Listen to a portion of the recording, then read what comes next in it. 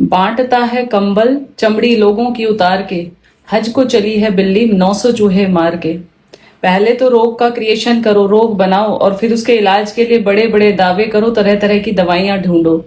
पहले कोविड की वैक्सीन लगा करके लोगों को बीमारी बनाई गई और उसके इलाज के लिए फिर तरह तरह के नए वैक्सीनेशन ढूंढे गए। आजकल कोरोना के बाद अब एक नया फ्रॉड चल रहा है कि सर्वाइकल कैंसर के लिए 14 साल से ऊपर की हर बच्चियों को वैक्सीनेशन होगा HPV का, जो फ्री ऑफ कॉस्ट होगा। ये तो फ्री ऑफ कॉस्ट है, लेकिन जो इसके साइड इफेक्ट होंगे, जो इसका नुकसान होगा, उसके इलाज के लिए फिर से लोग पैसा खर्च करेंगे।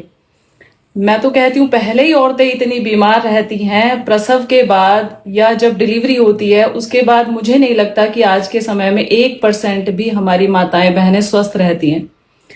हमारे यहाँ पे 40 दिन तक प्रसव होने के बाद औरत को ठंडा पानी नहीं पीने दिया जाता था, कोई ठंडा जूस नहीं दिया जाता था, लेकिन आजकल हॉस्पिटल्स में ग्लूकोज चढ़ाया जाता है और उनको प्रॉपर खाना दिया जाता है जिसके अंदर दही भी दिया जाता है।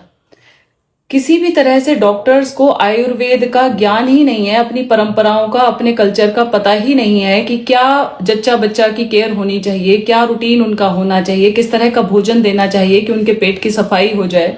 एसी के अंदर वो रह रहे हैं, ठंडा पानी पी रहे हैं या ग्लूकोज चढ़ा रहे हैं, और वो ग्लूकोज चढ़ते ही, जिसको स्नाइल वाटर कहते हैं, उनके शरीर में वात बढ़ जाता है और वात बढ़ते ही वो धीरे धीरे मोटी होनी शुरू हो जाती हैं और उनको जोड़ों में दर्द रहना शुरू हो जाता है। जिसको डॉक्टर को हम भगवान मानते हैं, लेकिन उस भगवान को इतना तो पता होना चाहिए कि लेडीज के साथ, उनके बॉडी के साथ हम क्या कर रहे हैं, किस तरह की छेड़खानी कर रहे हैं।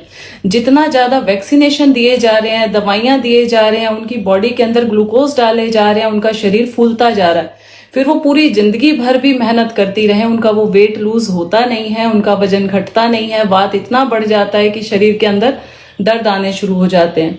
बैक में एनेस्थीसिया दिया जाता है डिलीवरी के टाइम पे।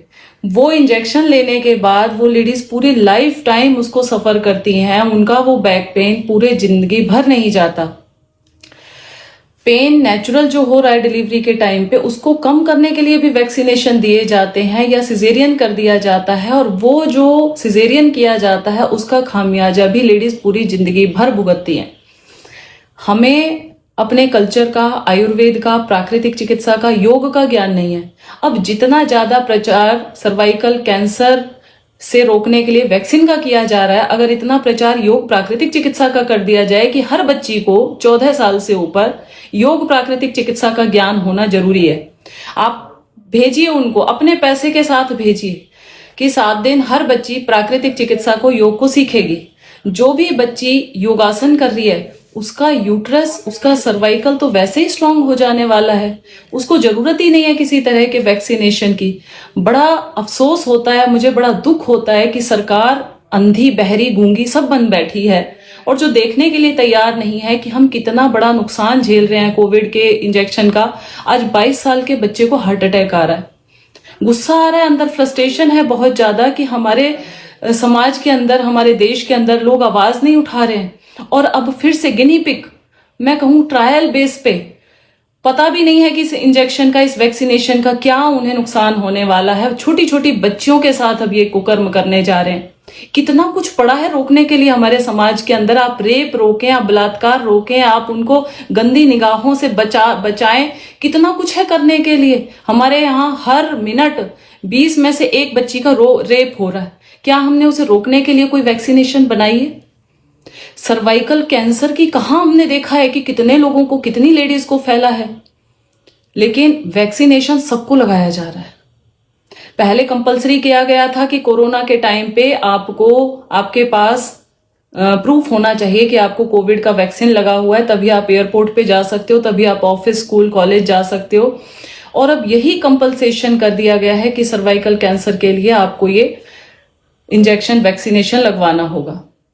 आप लोग, जितने लोग मेरी बात सुन रहे हैं या इस वीडियो को जितना लोगों तक पहुंचा सकते हैं, बड़े आक्रोश के साथ, बड़े गुस्से के साथ, बड़ी पीड़ा के साथ मैं ये वीडियो बना रही हूँ कि अपने घर की बच्चियों को, अपने बच्चों को बचा लो। ये वैक्सीनेशन हमारे लिए बहुत ज्यादा हार्मफुल है। इसके अंदर क्या डाला जाता है वो पूरी की पूरी मैं आपको दे सकती हूँ रिपोर्ट, अगर आप लेंगे, क्योंकि ये बिल्कुल भी हमारी बॉडी के अंदर इम्यूनिटी बढ़ा नहीं रहा है, इम्यूनिटी घटा रहा है। हमारी नेचुरल इम्यूनिटी नेचर के साथ रहने से बढ़ती है। इसलिए अपनी घर की बच्चियों को योगासन, प्राणायाम, प्राकृतिक चिकित्सा का 7 दिन का कोर्स करवा दें। उन्हें किसी तरह का कोई वैक्सीनेशन ना दिलवाएं। उनका प्रसव भी अच्छा होगा और डिलीवरी के बाद बॉडी और अच्छी हो जाती है, क्योंकि हमारा शरीर बना ही इस तरह से है कि जब हमारी औरत की डिलीवरी होती है उसके बाद यूट्रस बहुत स्ट्रांग बन जाता है, इतना मजबूत शरीर हो जाता है कि आप दौड़ो भागो। अपने स्पोर्ट्स पर्सन्स को देखो, 3-3 बच्चे, मैरी कॉम 3 बच्चे होने के बाद खेल रही है। ये कैसे हुआ? ये बॉडी की फिजिकल स्ट्रेंथ बढ़ती है जब हम एक्सरसाइज करते हैं। तो आप अपने घर की बच्चियों को योगासन, प्राणायाम के लिए प्रेरित करें, ना कि इंजेक्शन के लिए, वैक्सीनेशन के लिए। और आप हो सके इसको अवॉइड करें और इसका बहिष्कार करें। मैं आज सबके लिए यही कहूंगी कि आप जितना हो सके इस वीडियो को फैलाएं और लोगों से मुहिम एक चलाएं इसको कि अपने घर की बच्चियों को किसी भी तरह का सर्वाइकल कैंसर के लिए वैक्सीनेशन ना लगवाएं। धन्यवाद।